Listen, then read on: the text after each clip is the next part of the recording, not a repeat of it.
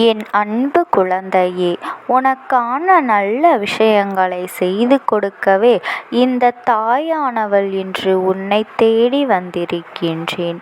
என் பிள்ளையே, என்னுடைய வாக்கினை இன்று கேட்கின்றாயோ? இந்த பதிவு, இந்த தாயானவளின் வாக்கு எப்பொழுது உன் கண்களில் படுகின்றதோ அன்று அதை நீ கேட்டு முடித்த 10 நிமிடத்தில் உன்னை தேடி மங்கள செய்தி ஒன்று வந்து தீரும் என்கின்ற வாக்கினை இன்று நான் உனக்கு தர வந்திருக்கின்றேன். என் குழந்தையின் நம்பிக்கையோடு ஒன்றுதான் வாழ்க்கையாக இருக்கும் என்கின்ற ஒரு மந்திரத்தை எப்பொழுதுமே தன்னுள்ளே அடக்கி வைத்திருக்கின்றாய். எந்த ஒரு சூழ்நிலையிலும் உன் மீது நீ நம்பிக்கை கொண்டிருக்கின்ற சூழ்நிலையை மட்டும் ஒருபொழுதும் விட்டுவிடாதே. என் குழந்தையே, நீ நினைப்பதை கொடுப்பதற்கு முன் உன் தாயானவள் நான் இருக்கின்றேன் என்ற நம்பிக்கையுடன் உனக்கான வேண்டுதல் பலனை உன்னிடம் நாடி வரும் என் குழந்தை. நீ யார் என்ன சொன்னாலும் அதையெல்லாம் கணக்கில் கொள்ளாமல் என் பிள்ளை, நீ நல்லபடியாக வாழ்க்கையை வாழ்ந்து பார்த்து கொள்ள வேண்டும். என் தங்கமே, இன்று நான் பேசுகின்ற வாக்கினை எல்லாம் கேட்டுக்கொண்டு உன்னுடைய வாழ்க்கை நிச்சயமாக நல்லதொரு நிலைமையை மீட்டுத் தரும் என்ற நம்பிக்கை எனக்கு இருக்கின்றது. என் தங்கமே, நம் தாயானவள் நம் வாழ்க்கையை ஒரு நாளும் மாற்றித்தர மாட்டாளா என்று ஏங்கிக் கொண்டிருக்கின்றாய் அல்லவா? என் குழந்தையின் அன்பிற்காக இயங்கி தவிக்கின்ற உன்னை அரவணைக்கத்தான் உன்னுடைய அம்மா என்று உனக்காக வந்திருக்கின்றேன். என் குழந்தையின் மனதிற்குள் ஏதோ ஒரு குழப்பம், ஏதோ ஒரு விஷயம் உன்னை போட்டு ஆட்டிக் கொண்டிருக்கின்றது. கடைசியில் என்னவென்று நீ யோசித்து பார்த்தால், நீ தேடுகின்ற அன்புதான் உனக்கு கிடைக்காத நாள். நீ இங்கே ஏக்கத்திலேயே இருந்து கொண்டிருக்கின்றாய். ஆனால் வாழ்க்கையில் சில நட்பு என்பது உன்னோடு நிலைத்து நிற்கும். இது போன்ற நட்பினை நீ வாழ்க்கையில் ஒருபொழுதும் தொலைத்து விடாதே என் குழந்தையே. அது எப்பேற்பட்ட நட்பு தெரியுமா? உனக்காக எந்த சூழ்நிலையிலும் எந்த ஒரு விஷயத்தையும் விட்டு கொடுப்பதாக இருக்க வேண்டும் என் தங்கமே. இப்பேற்பட்ட நட்பினை நீ ஒருபொழுதும் தொலைத்து விடாதே என் குழந்தை. நீ உண்மையோடும் ஆன்ம உணர்வோடும் கண்ணீருடனும் செய்கின்ற வார்த்தைகளை கேட்டுக்கொண்டுதான் இருக்கின்றேன்.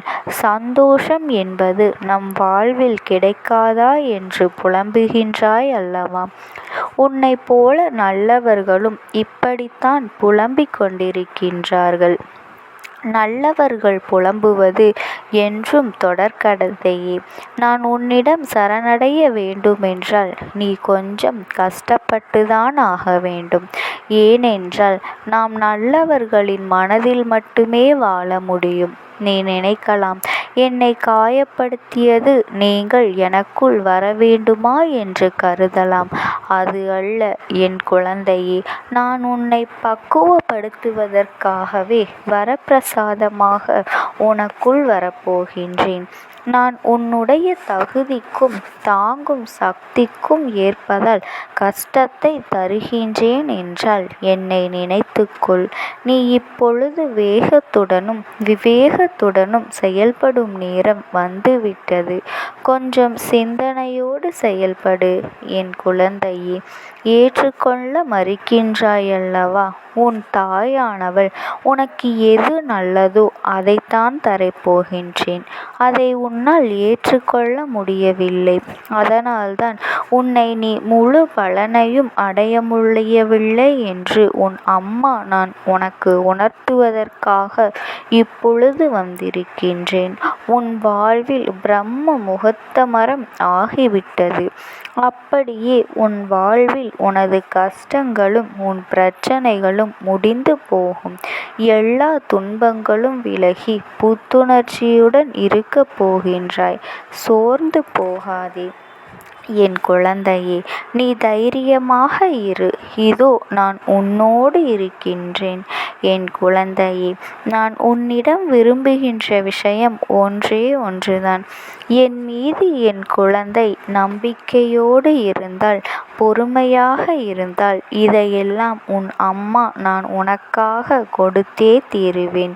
என் தங்கமே, அன்பு பிறருக்கு எல்லாம் நன்மையாகத்தான் முடியும். எது உன்னை துன்புறுத்தினாலும் கவலைப்படாமல் இரு. என்ன ஆனாலும் எதிர்த்து நின்று போராடு. எதுவும் உன் தாயானவள் என்னை மீறி நடக்காது என்பதை நீ தீர்க்கமாக நம்பு. இக்கட்டான சூழ்நிலையில் மனம் குழம்பியிருப்பின் நிலைமையில் சந்திக்கும் போது மனமுடைந்து போக வேண்டாம். பொறுமையுடன் என்ன நடக்கிறது என்பதை கவனித்து கொண்டே இரு. ஏனென்றால் என்னுடைய குழந்தையை எப்படியாவது காப்பாற்றுவதே என்னுடைய கடமையாகும். இல்லையேல் நீ விரும்பாத துன்பம் உன்னை வந்து சேரும். நீ விரும்பிய இந்த முனை வந்து சேராதா என்ன? நான் இருக்கும் பொழுது நீ ஏன் அதற்காக ஏங்குகின்றாய்? நானே உனக்கு வேண்டியது உன் கைகளில் வந்து ஒப்படைக்கவும் போகின்றேன். உன் தாயானவள் நான் உன்னோடு இருக்கையில் நீ விரும்பிய அனைத்தையும் உன்னை வந்து சேரத்தான் போகின்றது. உனது உணர்வுகளும் எண்ணங்களும் எதைப் பற்றியும் எந்நேரமும் சிந்தித்துக்கொண்டே இருக்கின்றதா? அந்த எண்ணம்தான் தேடிடும். ஆகையால் எப்பொழுதுமே நேர்மறையான எண்ணத்தை மனதில் வைத்துக்கொள். எல்லாம் நல்லதாகவே நடக்கும். ஒரு விஷயத்தை எண்ணிக்கொண்டு நடக்குமா நடக்காதா என்று நீ குழம்பிக் கொண்டு இருக்காதே. உனக்கு நடக்க வேண்டும் என்ற ஆசை இருந்தால் நடக்கும் என்று தீர்மானித்துக்கொள். பிறகு பார், உன் தாயானவள் என் ஆசீர்வாதம் தொடர்ந்து உன் கைகளில் வந்து சேரப்போகும். அப்பொழுது பதற்றமடைந்து கொண்டே இருக்காதே. உன் எண்ணத்தில் நீ துல்லியமாக இரு. நீ கண் இமைக்கும் நேரத்தில் அதை நான் உனக்கு கொண்டு சேர்க்கப் போகின்றேன். நினைத்தது விரைந்து நிறைவேற வேண்டுமானால் அதில் மட்டும் தீவிரமாக இரு. உன் பேச்சுகள் எல்லாம் அதை சுற்றி நிகழ்ந்து கொண்டே இருக்கட்டும். அது உன் செயலில் பிரதிபலிக்கும் போதுதான் நீ நினைத்த விஷயம் உனக்கு வெகு விரைவாக கிடைக்கும். என் தங்கமே, எதை நினைத்தும் நீ கலங்கிக் கொண்டு இருக்காதே. உன் கர்ம வினைகளை தீர்க்கவே உன் அம்மா நான் உனக்காக வந்திருக்கின்றேன். என் பிரச்சனைகள் அதிகமாகிக் கொண்டே வருகின்றது. எனக்கு என்ன செய்வது என்று கூட தெரியவில்லை என்று சில நேரங்களில் ஒரு முடிவுக்கு வந்துவிடலாமா என்று கூட நினைத்திருக்கின்றேன். இன்றோ நாளையோ என்றாவது நீங்கள் எப்படியாவது என்னை காப்பாற்றி விடுவீர்கள் என்ற நம்பிக்கையில் என்னுடைய முடிவை நான் தினமும் தள்ளி போட்டு கொண்டே வருகின்றேன். ஆனால் எனக்கு ஒரு நல்லது இதுவரையும் தரவில்லையே என்று நீ புலம்பிக் கொண்டுதானே இருக்கின்றாய். என் தங்கமே, ஏதோ உன் புலம்பல்களுக்கு ஒரு முடிவு கட்ட வேண்டும். உன் வாழ்க்கைக்கு ஒரு சரியான முடிவு தரவும் தான் உன் தாயானவள் இன்று நான் உனக்காக வந்திருக்கின்றேன். என் அன்பு தங்கமே, நீ எதை நினைத்தும் கவலைப்படாமல் சந்தோஷமாக இரு.